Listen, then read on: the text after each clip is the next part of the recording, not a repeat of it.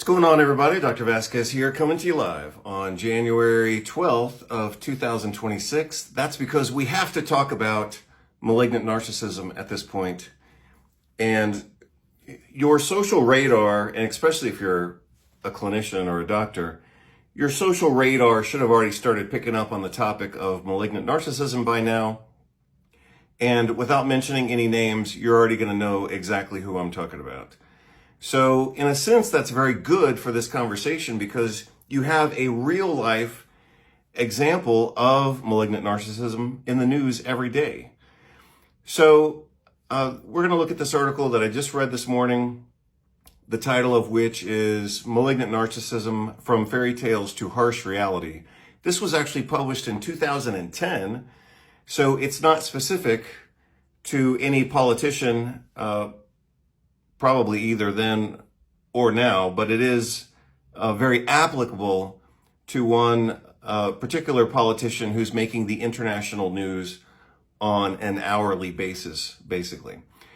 So one of the interesting contributions that I might make to this conversation is a new acronym that I just developed while I was reading this article based on the 4 main criteria of malignant narcissism.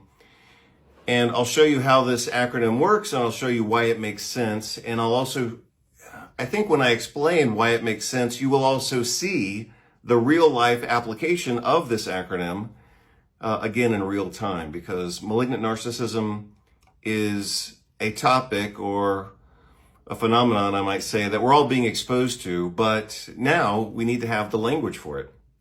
So the 4 characteristics of malignant narcissism are, and I'm going to say these in my order, not in the order of the article, so that you'll understand my acronym, and then I'll explain the acronym and why it makes even more sense. So acronyms are just words made out of other words, typically the first letter of other words, and those are used as mnemonics, which are memory tools.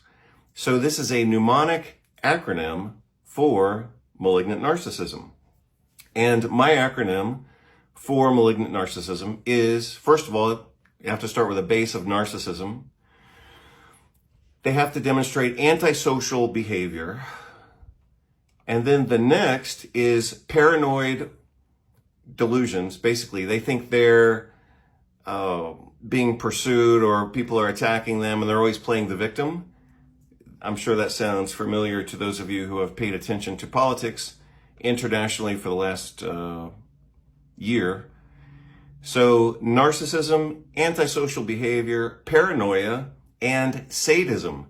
Sadism is what converts regular narcissism, like someone thinking that they're all important, into malignant narcissism, because now they are actively trying to harm people. So that's one of the defining characteristics, again, that converts regular narcissism into malignant narcissism. So the acronym that I created for those 4 words, narcissism, antisocial, paranoia, and sadism, is N.A.P.S, N.A.P.S, which also, of course, implies, sleep or being sleepy.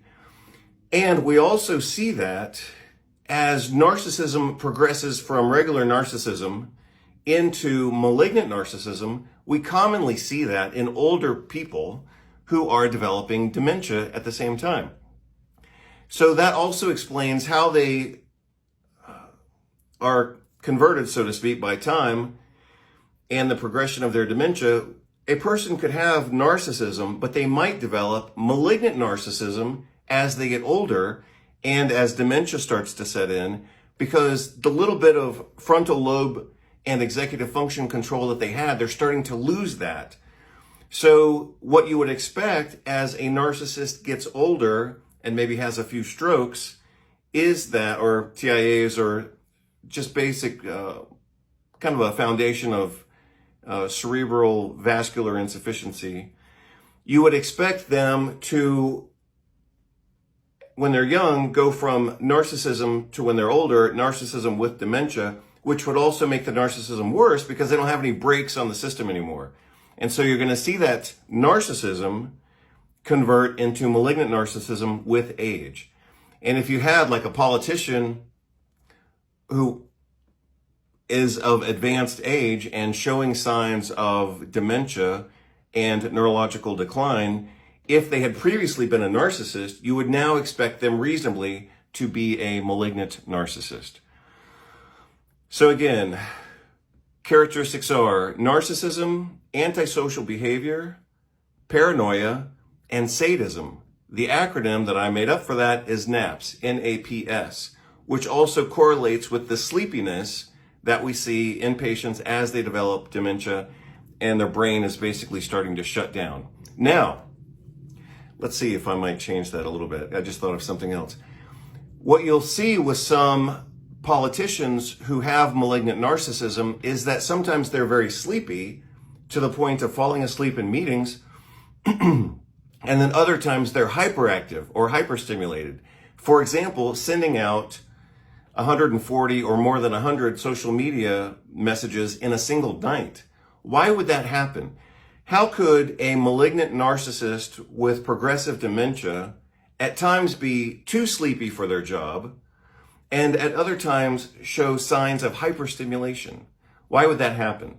Well, one of the ways that that would happen is if that patient is being medicated with stimulants. So in the case of a particular political personality, what you'll see is that sometimes during the day, he's falling asleep during important meetings, and that sometimes at night, he's hyperactive, sending out more than 100 messages at night to social media. Well, that's because someone is screwing up the timing of his medications. He should be taking his stimulants in the morning, and then the effect of those stimulants kind of wears off throughout the day. But someone is screwing up his schedule, or maybe he's screwing it up and not taking his medications on time, which would be very common and expected for someone with progressive dementia. But that would explain why he's sleepy when he should be alert, and he's alert when he should be sleeping or sleepy. So this is a great article. I'm going to continue reading it, and I will provide the full text of this article.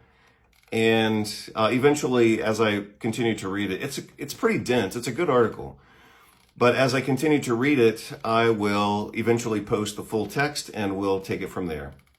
So I've also collected a few social media videos, and I will, one way or another, provide you access to those, and I'll provide the original links so you can access the original videos from the original sources as well. But in my reading of this article this morning, I found that it is a perfect, again, this was published in 2010, it is a perfect representation of certain political behavior that we're witnessing right now internationally. And everything that I am saying to you right now, again, we've got the academic side of it here, published in 2010, but we also have the real world application right in front of you every single day. And you have to know what I'm talking about. And if you don't know exactly what I'm talking about, then you have done an excellent job of insulating yourself from reality, because this is so obvious at this point that we all need to be aware of it. Hope you have a great day. Take care. Bye-bye.